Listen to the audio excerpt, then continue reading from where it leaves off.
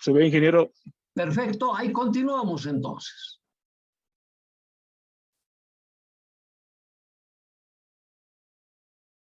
Bien, nosotros cuando empezamos este capítulo mencionamos tres estructuras importantes.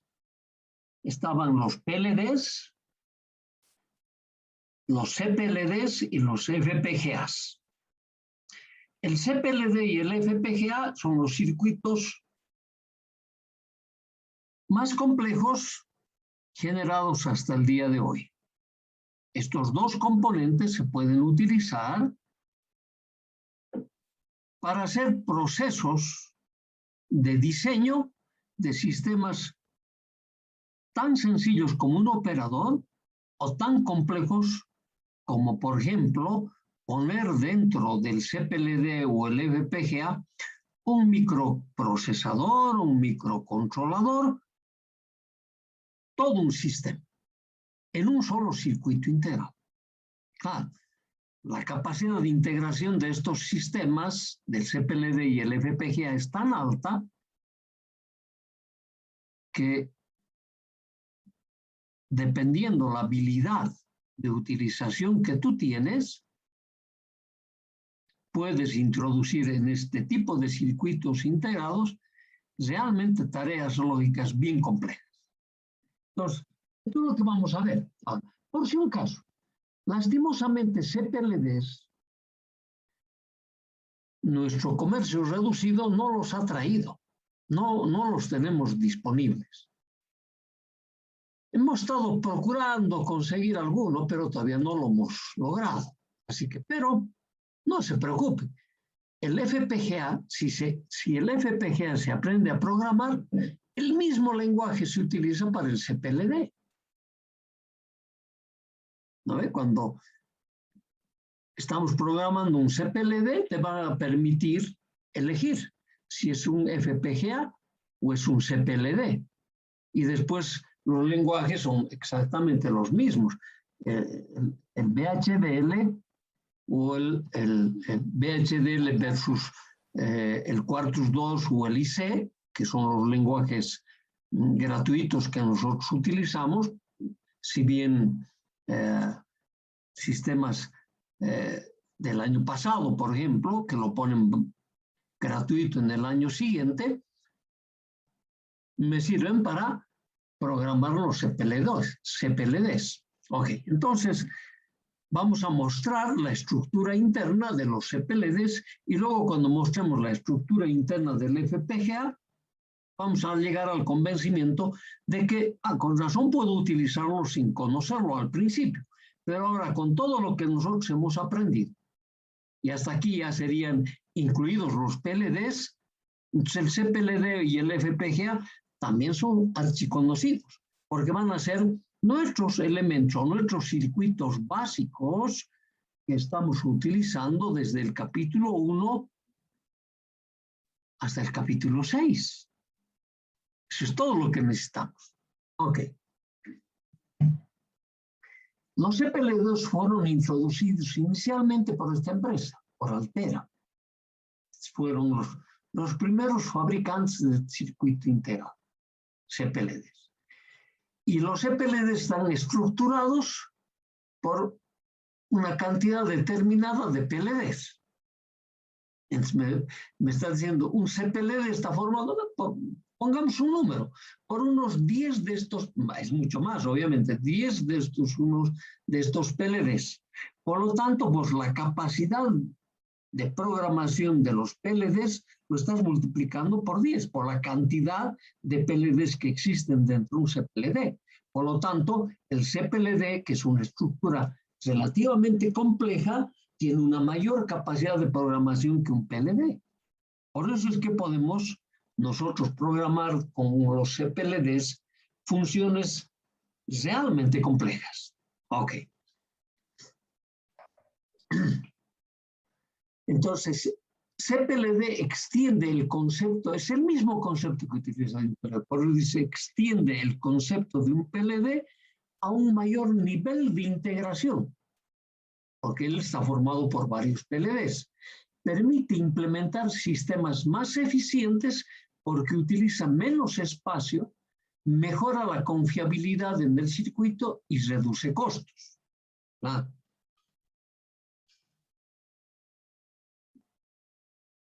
Es que los circuitos integrados en la cantidad de operadores lógicos que integran van creciendo año tras año. Hemos mencionado en una oportunidad que estábamos ya en los circuitos integrados con una capacidad de integrar 50 millones de operadores. Ahora, operadores lógicos estamos hablando, ¿no ve?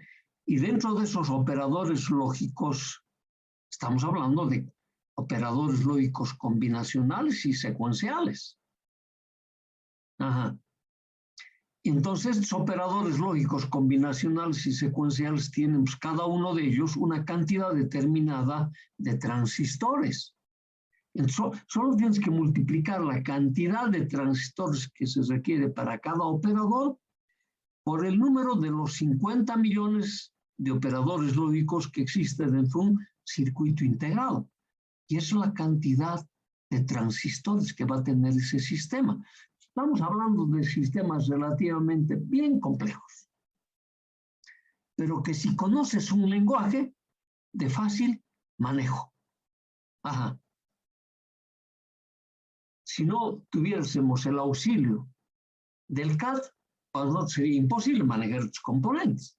Claro, se hacen aparentemente muy complejos. Claro, son complejos, pero se transforman en sencillos porque hay un programa que los permite ordenar en el manejo correspondiente. Entonces, un CPLD se forma con múltiples bloques lógicos. Cada uno, o sea, está hablando, cada bloque lógico, similar a un PLD. Entonces, seguramente ese bloque lógico te va a manejar toda la tarea lógica a través de muchos PLDs introducidos en el bloque lógico. Ahora, estos bloques lógicos que realizan el procesamiento van a requerir 3 elementos. Un primer elemento, un sistema de entradas, porque yo tengo que accesar de alguna manera a los bloques lógicos. Entonces voy a tener un bloque de entradas. Y de alguna manera voy a necesitar un bloque de salida. Entonces, a esos 2 bloques se los viene a denominar bloques de entrada-salida, I barra O. Pero además, como está formado por varios bloques, no por múltiples bloques, entonces tengo que tener una matriz de interconexionado de esos bloques. Y como no sé qué bloques van a funcionar, el interconexionado tiene que ser programable. Entonces, fíjate vos, ¿no? Es programable las entradas y las salidas. Es programable el interconexionado de los bloques. Es programable los bloques. Y dentro de los bloques son programables la cantidad de PLDs que conforman un bloque. Se ha incrementado una enormidad la programación. Estás a todo nivel. Es por eso decimos, no es posible manejarlo manualmente, es imposible. No es posible manejarlo. Necesitamos el auxilio de un ordenador. Por eso cuando aparecieron estos primeros sistemas, con estos circuitos integrados tan complejos, no se los podía entender. Entonces, ese es el justificativo del por qué se hizo la licitación para que en base a esos circuitos integrados se pueda generar unos sistemas de interpretación y que en ese proceso de elaborar los sistemas de interpretación se han hecho también los métodos de síntesis, utilizando estos circuitos integrados. Y ahí ha surgido los métodos de síntesis asistidos por computador, el CAD, método actual. ¿No ven? Ok. Entonces me está diciendo que los bloques lógicos se comunican entre sí, que es lo que hemos manifestado entre sí, utilizando una matriz programable de interconexiones. Porque de alguna manera tiene que estar.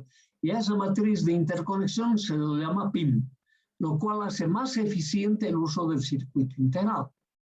Entonces tú puedes ir utilizando celdas ubicadas en diferentes lugares del circuito integrado, ordenando simplemente esta matriz de interconexionado.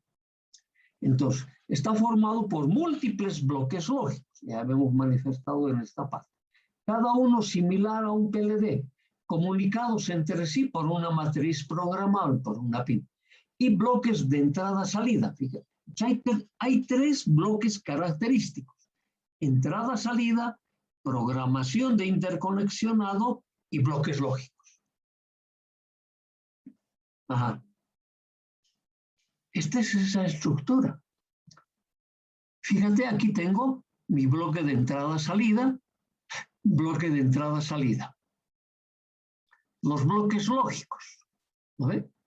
Tengo una cantidad de bloques lógicos.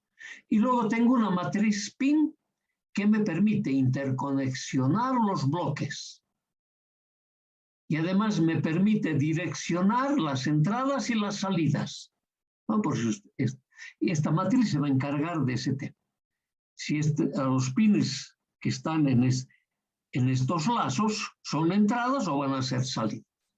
Y entonces eso se lo va a instruir a la matriz PIN y la matriz PIN te lo va a ordenar de una determinada manera. Luego te va a decir, ¿será este bloque lógico la que te resuelva tus problemas o además necesitará este otro bloque lógico? Entonces te va a permitir el interconexionado. Entonces ahí estás pensando, entrada interconexionado. Luego dirás, mis resultados del procesamiento los tengo que sacar. Te tiene que permitir obtener las salidas. Realmente es complicado. Y cada uno de estos niveles, todos son programables. Y empiezas a decir, oye, ¿y de cuántos pines son? No, pues aquí a decir circuitos integrados de 22 pines es ya quedarnos corto, porque una GAL tiene 22 pines. Se parece a cualquiera de los circuitos integrados, pero una CPLD no. Estamos hablando arriba de 100 pines. Lo mismo en un FPGA. Claro, es una estructura compleja que tiene que recibir datos de entrada, procesar y entregar datos de salida. ¿No ve? Entonces, por eso decimos, este sistema te va a permitir fabricar cualquier circuito integrado o te va a permitir poner dentro de ella sistemas lógicos completos. Máximo aprovechamiento.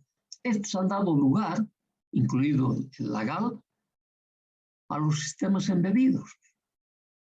Por eso es que podemos poner dentro una CPLD o una FPGA un microprocesador o un microcontrolador, que ya son, el microcontrolador ya es una computadora en miniatura, ya es una computadora en un circuito integrado. Nosotros podemos poner dentro de este otro circuito integrado un microcontrolador, una pequeña computadora. Y tú puedes fabricar tu microcontrolador de la forma como su sistema operativo se te imagine a ti. Si no informas a alguien del sistema operativo, nadie lo va a poder. Claro, yo sé que hoy en día hay muchas técnicas para poder sacar esas informaciones, pero les va a costar hartísimo. ¿Se puede? Se puede, obviamente. Pero hay que dominar muchísimo estos sistemas. Entonces, estamos hablando de sistemas complejos. Si empezamos a pensar cada uno de ellos, ¿no ve? Por ejemplo, decimos la matriz de interconexionado programable. Las matrices de interconexión programable PIN permite unir los pins de entrada y salida a las entradas del bloque lógico o a las salidas del bloque lógico o a las entradas de otro bloque lógico o inclusive a las entradas del mismo bloque. Se puede hacer la alimentación en el mismo bloque. Los CPLDs usan dos configuraciones para estas matrices. Matriz de interconexionados mediante arreglos, que son matrices de filas y columnas, con celdas E cuadrados MOS, o sea, son transistores programables o bosables eléctricamente, ¿no ve? Trabajando al corte y a la saturación en cada interconexión, o interconexionado mediante multiplexadores, o sea, son los dos métodos, con transistores, ¿no ve? O con multiplexadores. Ok. Este es el bloque. Con transistores. Fíjate, está produciendo el interconexionado, es como decir, de filas con columnas. ¿No ve? Entonces yo manejando este transistor, aquí voy a producir continuidad eléctrica o no voy a producir continuidad eléctrica. Si no hay continuidad eléctrica, significa que el transistor está cortado. Si hay continuidad eléctrica, significa que el transistor está saturado. Entonces, para eso nosotros aplicaremos una determinada tensión en su compuerta. Ok. De esa manera se fabrican los bloques de interconexionado que se vienen a conocer con el nombre de PIN. Matriz de interconexionado programable, a través de utilizar transistores E cuadrados MOS. Por lo tanto, como son transistores, tú puedes programar el interconexionado y puedes reutilizar además. Y si es con multiplexadores, la programación se hace a través de los selectores de entradas.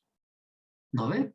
Por ejemplo, este multiplexador de 4 entradas de información, entonces voy a utilizar 2 selectores para poder programar el interconexionado correspondiente hacia los bloques lógicos. Lo mismo acá, hacia los bloques lógicos. ¿No ve? Entonces son las dos modalidades. Existen ambas tecnologías hoy en día. ¿Cómo son los bloques lógicos? Los bloques lógicos es similar a un PLD. Entonces, cuando es similar a un PLD, se utiliza matrices AND, matrices OR, y utiliza celdas lógicas, o LMCs, ¿no? Para incrementar su capacidad de programación. Y como decimos que son varios PLDs que forman un CPLD, por lo tanto, realmente cada uno de esos bloques van a tener los 3 grados de programación. Entonces, fíjate, estos bloques lógicos están formados por unas celdas de este tipo.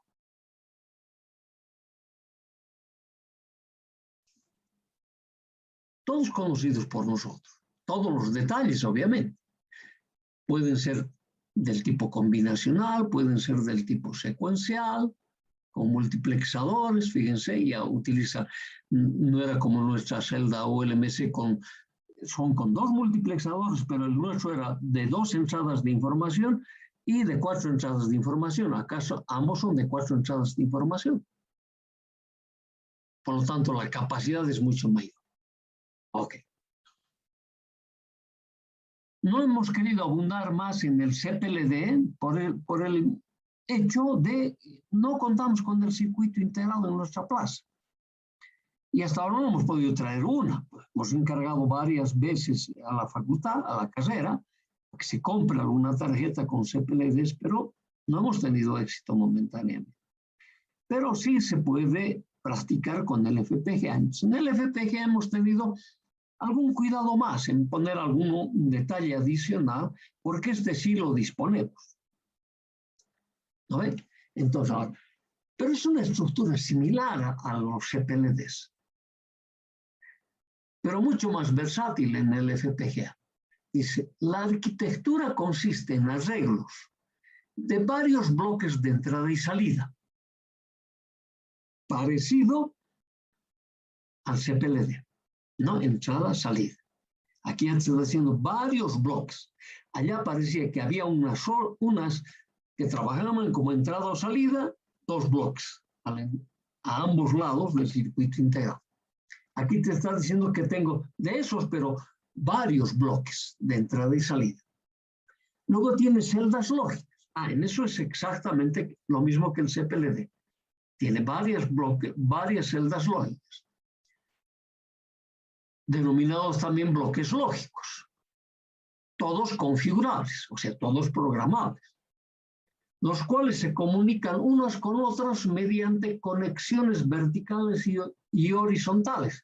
Entonces tengo matriz de interconexionado, bien parecido al CPLD, ¿no ve? Con la diferencia de que tiene varios bloques de entrada-salida. El resto es, por no decir iguales, casi iguales, ¿no ve? Más o menos la arquitectura está formada así. Este sería el FPGA, donde los círculos que están alrededor son los bloques de entrada y salida. Entonces, tengo varios bloques. Ok. Las líneas horizontales y verticales, me estás diciendo, son los canales de interconexionado horizontal y vertical. Claro, este está indicando los horizontales y este está indicando los verticales. ¿No ve? Ok. Y tengo varios bloques lógicos configurables. Todos estos que parece un cuadrado, son bloques lógicos. Entonces, realmente, nosotros podemos programar tanto los bloques de entrada-salida, el interconexionado y los bloques lógicos. En ese tema, muy parecido al CPLD, pero con mayor capacidad en el FPGA. Ahora, cada uno de estos bloquecitos tiene una estructura. ¿No ve que los vamos a ir detallando? Entonces, te dice, una FPGA es una matriz de celdas lógicas o bloques lógicos que se comunican unas con otras y con los pines de entrada y salida a través de los canales de rutado o interconexionado, ¿no ve? Cuyas conexiones son programables. Estas conexiones son, igual que en el CPLD, programables. Las entradas y salidas programables y los bloques lógicos programables. Ok. En general se puede decir que poseen una estructura regular, aunque el bloque lógico y la arquitectura de rutado varían de un fabricante a otro. Este es un modelo general. Cada fabricante en este modelo tiene sus variantes. Eso es obvio, es innegable que así sea. Más o menos, hasta hace unos años atrás, cuando decimos unos años atrás, desde unos 5 años atrás, teníamos como 10 fabricantes de FPGAs. Luego, en los últimos años, han sufrido una absorción por una empresa gigante, ¿no ve? Y había un solo fabricante. Ha generado mejores tecnologías, ha desarrollado convenientemente la FPGA.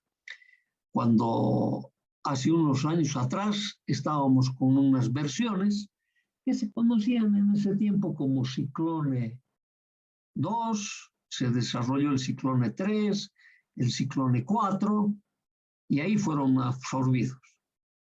La empresa que absorbió generó hasta el Ciclone 10. Ahora otra vez están en expansión. Claro, pero están en expansión en base a licencias otorgadas por la empresa más grande que ha generado el Ciclone 10. Otra vez se ha repuesto, por ejemplo, Xilinx, ¿no ve? Altera, que están fabricando el Ciclone 10. Y el Ciclone 10 en este momento es el máximo desarrollo que tenemos dentro del FPGA. Y ahí estamos hablando de una cantidad, pero impresionantemente grande, de operadores lógicos dentro de un circuito integrado. Y ese circuito integrado, en realidad la pastilla de silicio que se fabrica, tiene las dimensiones de un octavo de pulgada en unidades de superficie. Pues realmente las tecnologías de integración han mejorado una enormidad. Bien, eso es lo que vamos a mirar ahora. La arquitectura de la FPGA que utilizan nuestros bloques lógicos tienen sus partes combinacional y secuencial. Entonces, fíjate, estamos hablando de esta arquitectura. ¿No? Ahora, cada uno de esa arquitectura tiene, por ejemplo, para el interconexionado horizontal y vertical, una estructura de este tipo. Cada uno de ellos. ¿No ve? Y vamos a ir viendo después cada uno de estos elementos. Acá no tenemos mucha variedad. La variedad que vamos a tener lo mismo que en el CPLD, con multiplexadores o con celdas E cuadrado CMOS, con transistores E cuadrado CMOS. Ok. Los bloques lógicos tienen esta estructura. Ahora, esta estructura realmente es mucho más compleja que las de los CPLDs. En esta estructura se trabaja en base a 3 generadores de funciones lógicas. Cada generador de 4 variables de entrada. ¿No ve? Entonces puedo fabricar aquí unas funciones, ¿no? Pero con 4 variables de entrada, ¿cuántas funciones podíamos generar? ¿Te acuerdas? Teníamos una 64.536 funciones podemos generar. Y tengo de esos 2 independientes y uno que es dependiente de los 2 independientes. Y para esa generación, digamos, combinada, utilizo son multiplexadores. Lo único que no se muestra en todos los multiplexadores aquí son las variables de selección. Pero ya te puedes imaginar, aquí son de 2 entradas de información, una salida. ¿No ves? 2 entradas de información, una salida. Entonces tiene 2 variables de selección, 2 variables de selección. Ok. Ahora, la función